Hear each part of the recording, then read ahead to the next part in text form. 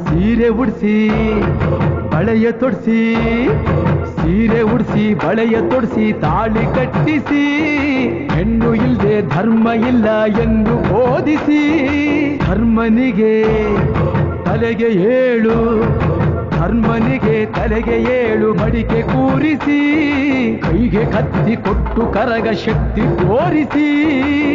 ನನ್ನನ್ನು ಶಂಕಿಸಿದರೆ ನನ್ನನ್ನು ಶಂಕಿಸಿದರೆ ಪ್ರಳಯ ಎಂದಳಮ್ಮ ನನಗೆ ನಡೆದುಕೊಂಡ್ರೆ ನನಗೆ ನಡೆದುಕೊಂಡ್ರೆ ವಿಜಯ ಎಂದಳಮ್ಮ